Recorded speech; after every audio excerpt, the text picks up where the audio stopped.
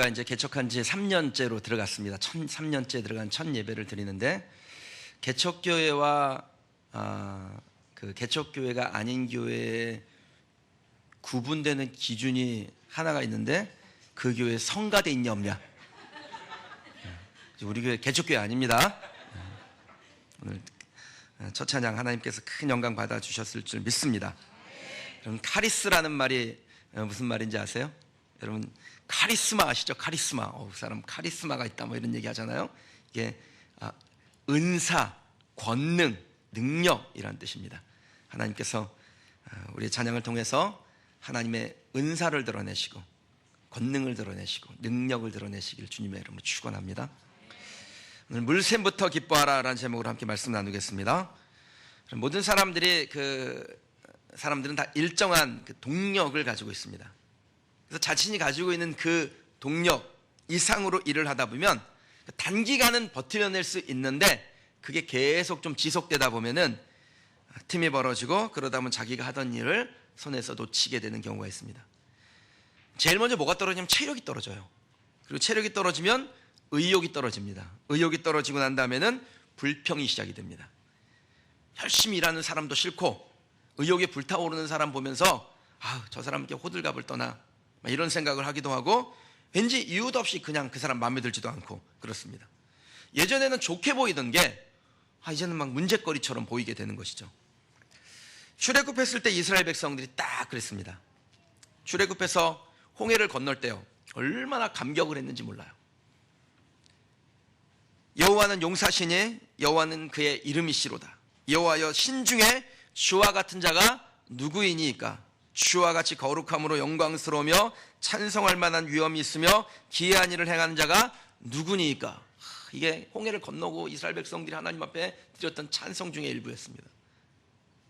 이렇게 하나님을 찬송하고 소고치고 춤추며 화답하며 이스라엘 백성들이 하나님을 예배했는데, 딱 3일, 약발 3일 갑니다. 3일이 지나고 나니까 뭐가 떨어졌냐? 물이 떨어졌어요. 그럼 물이 떨어지니까 슬슬 뭐가 올라왔을까요? 3일 길을 그 광야를 간 거예요. 하나님께서 그들을 인도해 내셔서 그 길을 가는데, 그 3일 길을 가고 나니까 물이 없어요. 그러니까 이스라엘 백성들이 마음속에서 뭐가 슬슬 올라오기 시작해요. 뭐가 올라옵니까? 불만이 오고요. 불평이 오는 거예요. 불신이 올라오기 시작했습니다. 어떤 불신인가요? 여호와여, 신중에 주와 같은 자가 누구니까? 이거에 대한 이 불신이 올라온 것입니다. 아마 이 자리에 예배드리는 분 중에 과거에 그런 불신을 경험하신 분도 있으실지 모르겠습니다. 어쩌면 이 자리에 그런 분이 계실지도 모르겠어요. 지금도요. 여러분, 불신은 두려움을 만들고, 두려움이 누적되면 불평이 되고, 불평은 나중에 분노가 됩니다. 사랑하는 성도 여러분, 정말 여러분을 사랑하는 마음으로 제가 말씀을 드리는 겁니다. 하나님 좀 믿으세요. 하나님 좀 믿으세요. 당장 물레나라 하지 마시고 하나님이 내 전 인생을 통하여 어떤 의미 있는 일을 하시는지를 보시길 바랍니다. 믿음이 없으면 불평이 나오고, 불평은 하나님을 향한 분노로 이어지게 됩니다. 하나님의 생각은 여러분의 생각과 다릅니다. 내 생각대로 되면 좋겠죠. 근데 하나님은 그렇게 하지 않으신다라는 거예요. 우리의 생각대로 하면 우리가 영적으로 망할 수도 있기 때문에, 하나님은 우리가 망하기를 원치 아니하시고 우리가 복받기를 원하시기 때문에 하나님의 온전하신 계획대로 우리의 삶을 이끌고 가셔요. 그럼 제가 우리 아이들하고 이렇게 가정 예배를 드릴 때, 우리 아이들이 한 명은 설교를 하고 한 명은 사회를 보고 한 명은 기도를 하는데, 설교하는 아이가 하는 일이 있습니다. 딱 설교를 마치면은 축도를 해줘요. 근데 무슨 축도를 하냐면 아론의 축도를 합니다. 마침 어제 이상배 장로님이 그 신년 예배 드리면서 그 아론의 축도를 인용해서 기도를 하셨던데, 손을 딱 들면 바짝 들어왔다 그러면 바짝 딱 들어요.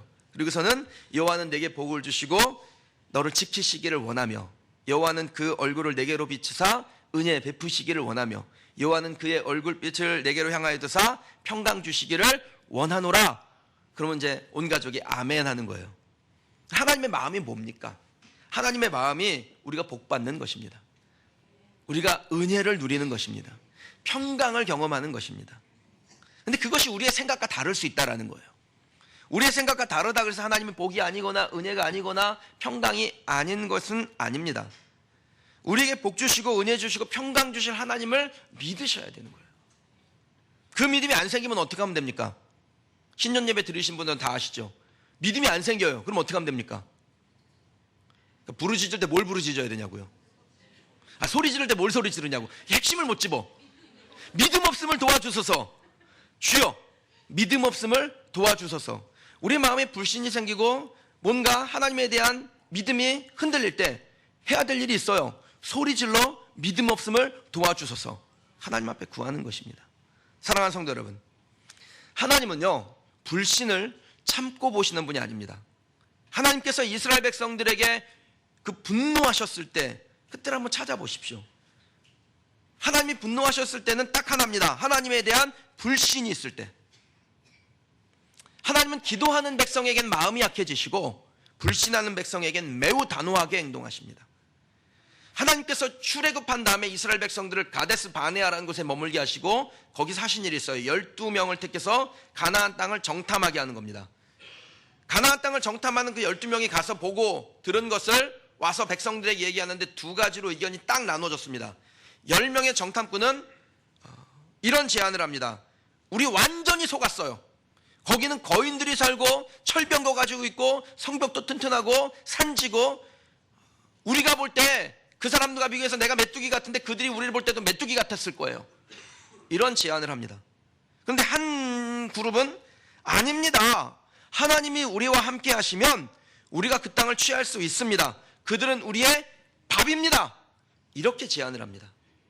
잘 보십시오, 여러분. 이 두 가지 제안이 다 일리가 있어요. 첫 번째 제안은 그냥 그대로 있는 사실을 옮겨준 거니까 아주 합리적이고 현실적이고 공감이 가죠.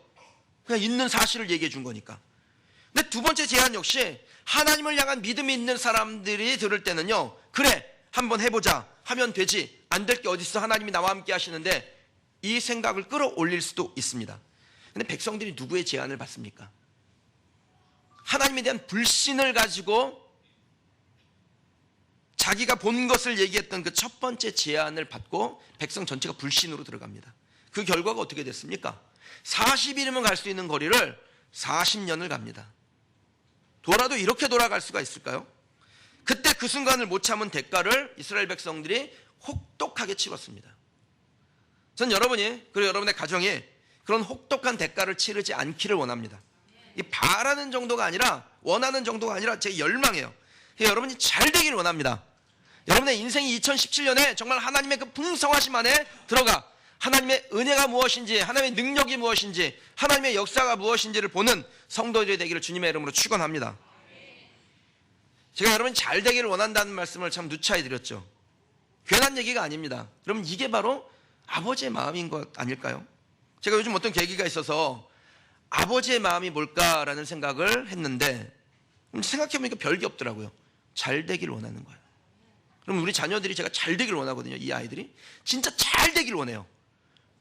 근데 이 잘 되기를 원하는 마음을 성도들에게 갖고 진실하게 그 성도들의 삶을 위해서 기도하고 잘 되면 기뻐해주고 안 됐을 땐 용기 주고 할 수 있다고 힘내라고 그들을 세워나가는 것이 이게 아버지의 마음이 아닐까라는 생각을 합니다.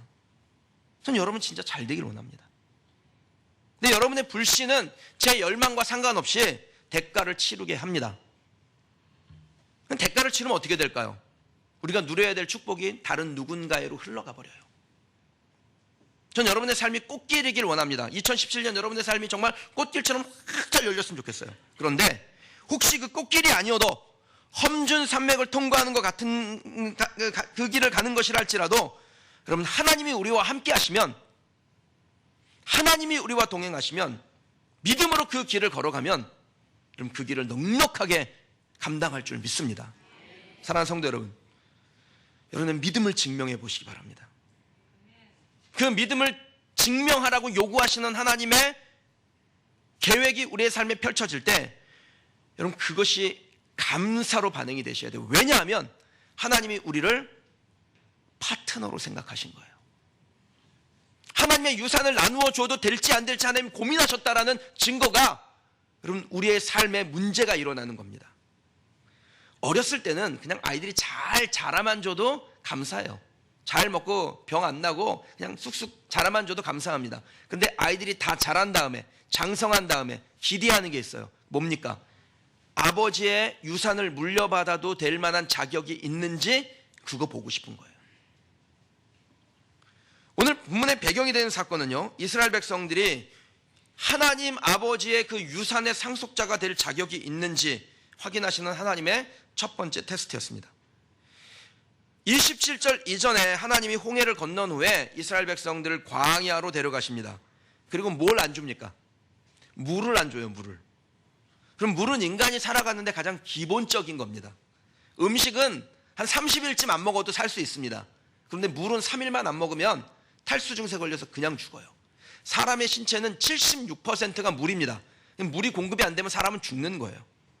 기본인 거예요, 이거는. 근데 하나님께서, 아니 나라를 세우신다는, 그 백성들을 데리고 나라를 세우신다는 하나님께서 뭘 안 줘요 지금? 기본을 안 줘요, 기본. 대단한 것도 아닙니다. 기본적인 걸 공급을 안 해주시는 거예요. 여러분, 이게 믿음이 확 떨어질 일이죠. 다른 건 몰라도 기본적인 건 해주셔야죠. 뭘 더 요구하는 것도 아닙니다. 그냥 하나님께서 하나님의 백성이라고, 하나님의 자녀라고 그랬으면 기본은 해주셔야죠. 이게 마음 상할 일이죠. 근데 여러분, 이게 뭐라고요? 이 기본이 안 될 때 하나님께서 우리를 테스트하시는 거예요. 여러분의 삶에 기본이라는 게 있습니다. 아이들이 대학에 진학하는 것, 사업을 하면 잘 되는 것, 건강한 것, 또 내가 꿈꾸고 생각했던 것들을 이루어가는 것, 이런 것들이 기본이죠. 여러분, 이 기본이 안 될 때, 우리의 마음의 상태가 불신으로 가면 테스트에 떨어지는 겁니다. 근데 그 자리에서 믿음 없음도 도와주시고, 하나님 내가 믿겠나이다, 내 인생 가운데 하나님 어떤 일을 행하실지 기대합니다, 이렇게 믿음으로 가면 하나님의 테스트를 통과하는 것입니다. 이 테스트에 단 한 사람, 모세 빼고 다 떨어졌습니다. 원래 하나님은 불신에 대해서 혹독한 대가를 치르게 하시는데, 이때 하나님께서는 대가를 치르게 하시는 대신에 뭘 하시냐면 교육을 하셨어요. 하나님이 어떤 분이신지 교육하신 겁니다. 하나님의 기적은 멀리 있는 것이 아니라 그 테스트 받을 때 기도하는 자리로 나아가는, 하나님을 온전히 붙잡는 사람 곁에 있다는 것을 보여주신 것이죠. 그러면서 하신 말씀이 뭡니까? 나는 너희를 치료하는 여호와임이라. 나는 너희를 치료하는 여호와임이라. 여러분, 이 말씀 잘 새기시기 바랍니다. 이 말씀은 우리의 삶이 망가질 수 있다라는 겁니까? 어떠라는 것입니까? 나는 너희를 치료하는 여호와라고 그랬어요. 그럼 나는, 우리의 삶이 망가질 수 있다라는 거예요. 늘 잘 된다는 겁니까? 때로는 망가질 수 있습니다. 잘못될 수 있습니다. 대학도 떨어질 수 있고, 취직 안 될 수도 있고, 사업에 부도날 수도 있고, 매일 아침마다 헬스클럽 가는데 병 걸릴 수도 있습니다. 그런데 하나님은 어떤 하나님이에요? 우리의 삶에 문제가 생겼을 때 그것을 치료하시는 하나님, 그 하나님이시라는 겁니다. 우리의 삶에 문제가 생길 때 우리가 무엇을 해야 되는지 정확하게 나오는 것이죠. 뭘 해야 될까요? 두 가지에 주목하시면 됩니다. 첫 번째는 원망과 불평을 놓고 간절한 기도의 자리로 나아가는 것입니다. 이스라엘 백성들이 원망할 때 모세가 뭘 했을까요? 그럼 말씀만 보시겠습니까? 27절 좀 위쪽으로 가면 24절 25절 말씀인데 함께 읽어보겠습니다. 백성이 모세에게 원망하여 이르되 우리가 무엇을 마실까 하매 모세가 여호와께 부르짖었더니 여호와께서 그에게 한 나무를 가리키시니 그가 물에 던지니 물에 달게 되었더라. 아멘. 그럼 문제를 해결한 사람은요, 합리적인 의심, 이해 타당한 불평, 그냥 고개가 끄덕거려질 만한 그 원망을 한 이스라엘 백성들이 아니라 도저히 이해할 수 없는 하나님, 어떻게 기본도 안 해주시는 그 하나님 앞에 기도하러 나갔던 모세였습니다. 전 여러분이 이 한해 모세와 같은 삶을 살기를 주님의 이름으로 축원합니다. 무슨 하나님의 자녀라면서, 하나님의 백성이라면서 기본적인 것도 안 해주세요. 그럼 이 말이 여기 턱 밑까지 올라오죠. 그런데 그때 그 턱 밑까지 올라온 그 불신을 눌러앉히고 기도의 자리로 나아가 나의 영을 깨워 하나님의 일하심을 기대하는 그 모세의 자리를 사모하는 저와 여러분 되시길 주님의 이름으로 축원합니다. 두 번째 주목해야 될 것은 우리의 우선순위를 올바르게 정돈하는 것입니다. 하나님은 이스라엘 백성들에게 계명과 규례를 가르치겠다라는 말씀을 하시면서 이스라엘 백성들을 어디로 데려가셨냐면 엘림이라는 곳으로 데려가셨어요. 이 엘림이라는 곳에 들어가 보니까 거기에 뭐가 있어요? 오늘 말씀을 좀 한번 꼼꼼히 읽어보실까요? 27절 앞쪽에만 한번 읽어보겠습니다. 그들이 엘림에 이르니 거기에 물샘 12과 종려나무 70그루가 있는지라. 엘림에 들어갔더니 거기에 물샘이 있고 종려가 있었어요. 이 본문의 말씀을 그냥 슬쩍 보면 야, 하나님의 축복의 말씀인가 보나. 이스라엘 백성들 데려다가 광야에서 생고생을 시키더니 하나님이 위로 좀 하시려고 엘림에 들어가서 평안을 누리게 하셨나 보구나, 이렇게 생각하기가 쉽지요. 근데 이 말씀은요, 단지 축복의 말씀이 아니라 우리가 이 땅을 살아가면서 추구해야 될 것에 정확한 순서가 있다라는 것을 보여주시는 거예요. 하나님의 시청각 교육이에요. 명확하게 눈에 들어오는 거예요. 물도 없는 광야에서 엘림에 들어가니까 이게 완전 극적 반전이죠. 교육의 효과가 얼마나 선명하게 나오는지 모릅니다. 이스라엘 백성들이 엘림에 들어갈 때 그 엘림에 물샘과 종려가 있다 그랬습니다. 제가 시청각 교육이라고 그랬죠. 물샘과 종려. 이 순서를 놓치면 내 인생의 주관자이신 하나님, 나를 이끌고 가시는 주권자 하나님을 잃어버리게 되고, 하나님이 그냥 내 인생에 만족 주고 형통 주고 기쁨 주는 마치 자판기 같은 분으로 전락하게 되는 것입니다.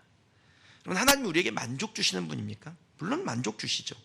하나님은 우리가 형통하기를 원하시는 분이세요. 그러나 그 형통의 하나님을 만나려면 순서가 있습니다. 물샘 먼저, 종려 나중, 이게 순서예요. 성경의 말씀을 기록할 때 아무 의미 없이 기록했다라고 생각하지 마세요. 엘림에 들어갔어요. 교육시키려고 하나님이. 근데 들어갔는데 하나님께서 그들에게 무엇을 먼저 보게 하셨냐면 물샘을 먼저 보게 하셨고, 그 다음에 종려를 보게 하셨습니다. 물은 성경에서 영적인 깊이를 상징합니다. 성령님을 상징합니다. 예수 그리스도의 임재하심을 상징해요. 하나님의 말씀을 상징합니다. 성경에 곳곳에 그런 말씀이 있는데 한 구절만 제가 인용을 하자면, 요한복음 7장 38절에 39절 말씀에 보면 나를 믿는 자는 성경의 이름과 같이 그 배에서 생수의 강이 흘러나오리라 하시니 이는 그를 믿는 자들이 받을 성령을 가리켜 말씀하신 것이라. 아멘. 그럼 나를 믿는 자는 성경의 이름과 같이 그 배에서 뭐가 나옵니까? 예수님에게서 생수의 강이 흘러나오는 거예요.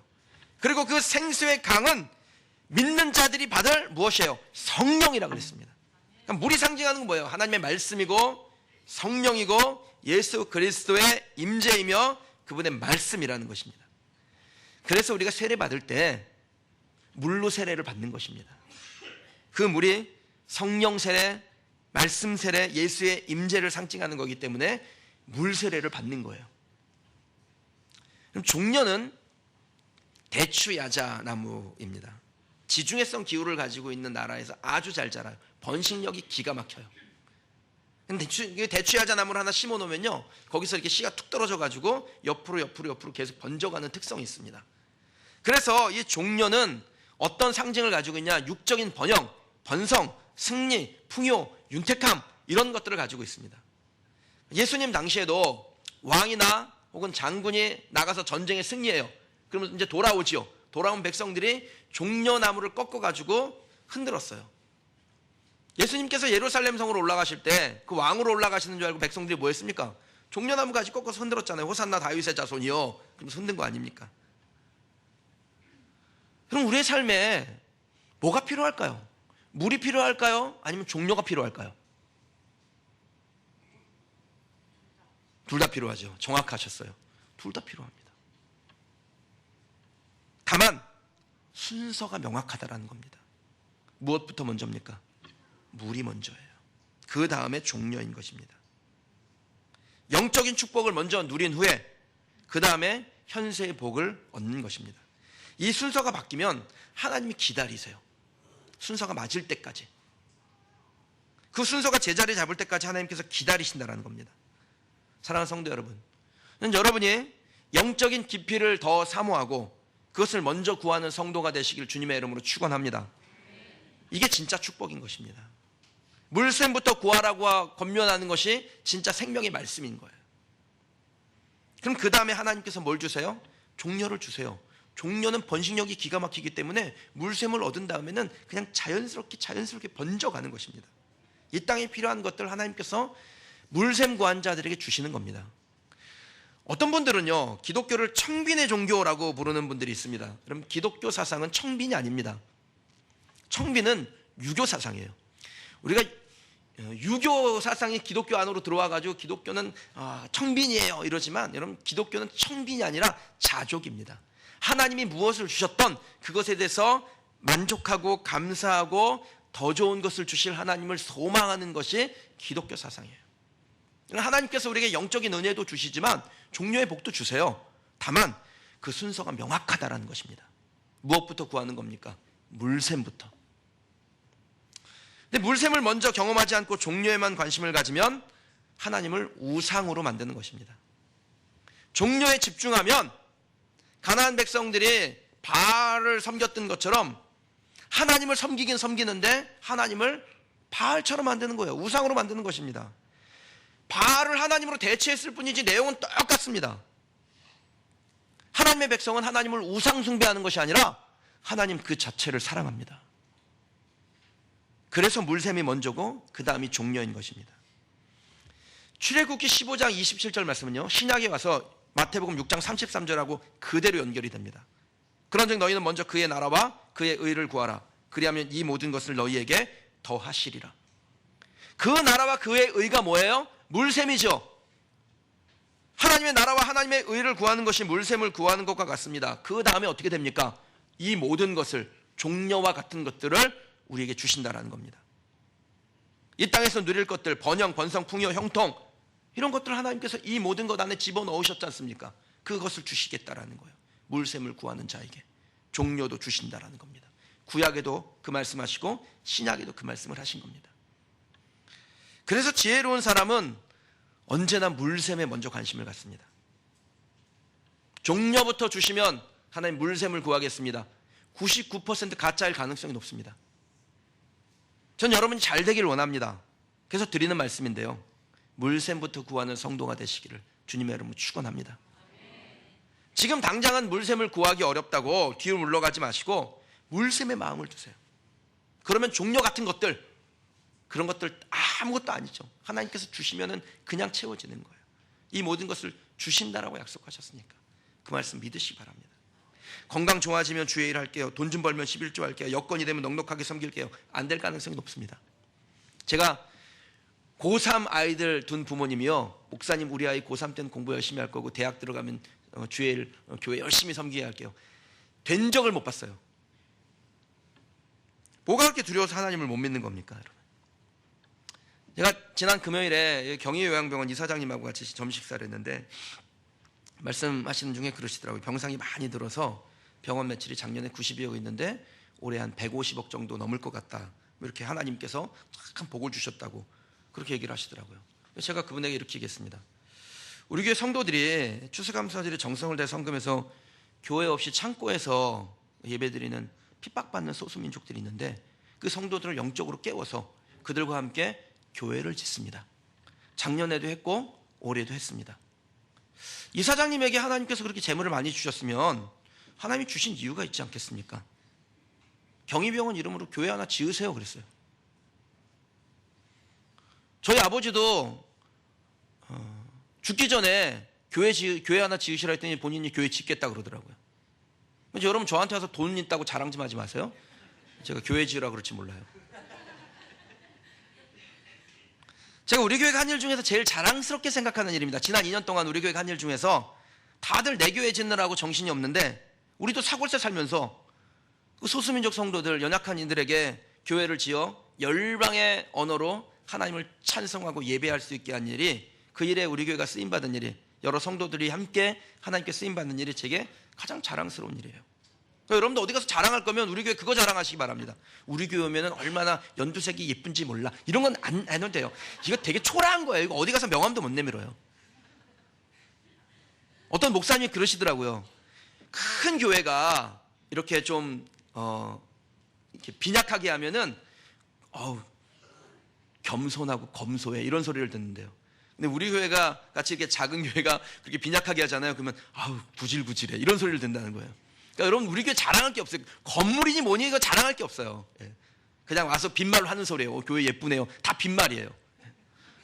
진짜 여러분이 가서 자랑해야 될 게 있습니다. 열방의 언어로 하나님을 예배하는 교회를 세계 곳곳에 짓고 있습니다. 그거 자랑하시면 됩니다.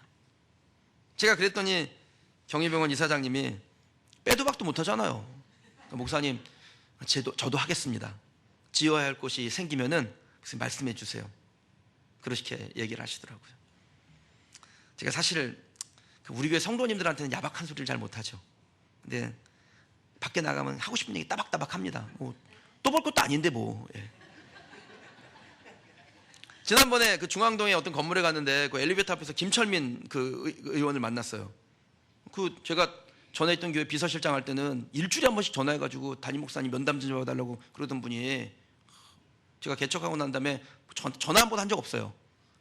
그래서 만나서 근데 목사님 개척하는데 꼭 한번 찾아갔어야 되는데 또 빈말을 하시더라고요. 그래서 제가 그랬죠. 의원님 제가 한번 안아드려도 되겠습니까? 선거하시느라고 수고 많으셨는데. 그리고 한번 안아드리고 그렇게 얘기했어요. 의원님 399표 차로 되셨더라고요. 우리 교회 표가 400표 넘습니다. 목사님 무슨 그런 개뻥을 치고 오셨습니까? 여러분 보세요. 국회의원 선거 4년 남았는데 4년 후에 우리 교회가 400표 안 되겠습니까?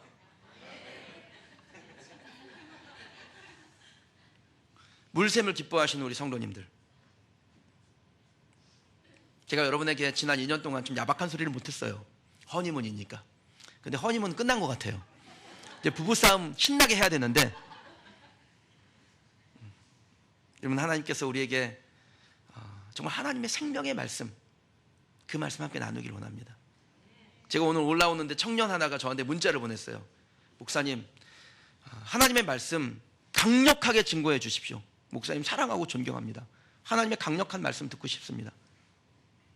목사님과 함께 한 교회를 섬기게 된 게 큰 영광입니다. 그렇게 문자를 보냈더라고요. 손순자 집사님 아드님이. 그래서 저도 답장 보냈습니다. 내가 너와 함께 이 교회를 섬기게 된 게 큰 기쁨이라고 생각한다. 기대한다. 그럼 성도님들 제가 기대합니다. 혹시 여러분 제가 여러분에게 좀 야박한 소리를 하더라도 야 목사님이 내가 잘 되기를 원하는구나 그렇게 생각하시기 바랍니다. 물샘에 관심을 갖자고 말할 때 목사님이 내 영을 살리시려고 하는가 보나 그렇게 생각하시기 바랍니다. 예배 늦게 오신 분들이 있으시죠? 예배 시간 철저하게 지키십시오. 하나님을 만나는 자리 아닙니까? 사모하는 마음으로 오셔야죠. 여기 카리스 성가대 쓰시는 분들 보니까 예배 늦게 오신 분들이 있으셨는데 성가대 세우니까 9시 30분에 오셨어요. 그럼 하나님이냐 돈이냐 갈등 때리는 분들 있죠? 그 갈등 좀 그만하세요.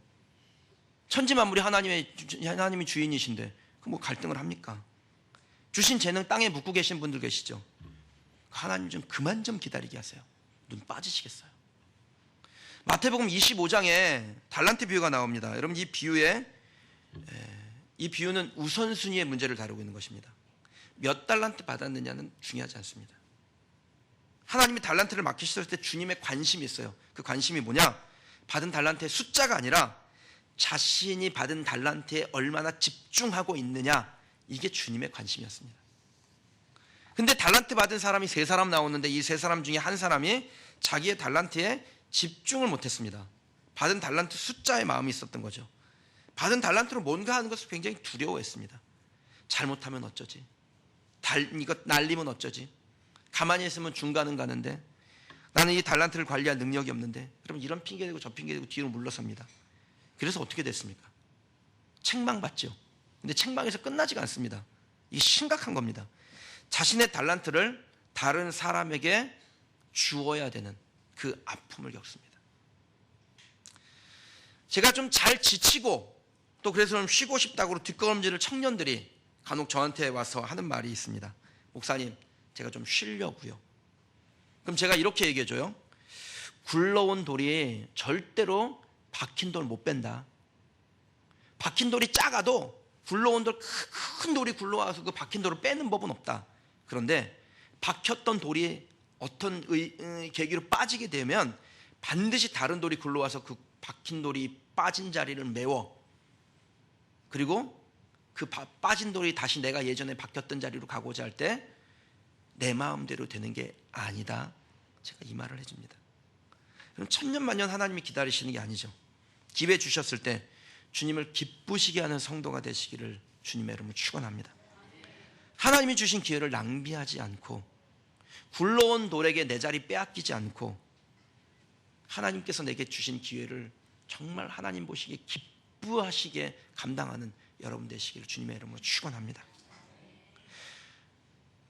여러분이 가지고 있는 달란트를 빼앗겨 다른 누군가에게로 주게 되는 것이 죄의 아픔이에요. 전 여러분을 볼 때마다 그냥 기뻐했으면 좋겠습니다. 정말 저렇게 주님 주신 달란트로 자꾸 남기는구나, 자꾸 남기는구나. 할렐루야, 감사하네. 사랑하는 성도 여러분, 물샘을 기뻐하시는 우리 성도 여러분, 우리 두 분 장로님, 또 우리 안수 집사님들, 권사님들, 또 우리 서리 집사님들, 우리 청년들, 물샘을 기뻐하는 하나님의 백성 되시기를 주님의 이름으로 축원합니다. 2017년이 물샘을 기뻐하고 물샘을 찾고 물샘을 구하고 물샘 때문에 감격하는 하나님의 백성들이 되시기를 주님의 이름으로 축원합니다. 시간 여러분과 함께 좀 찬송 한 곡 하고 싶습니다.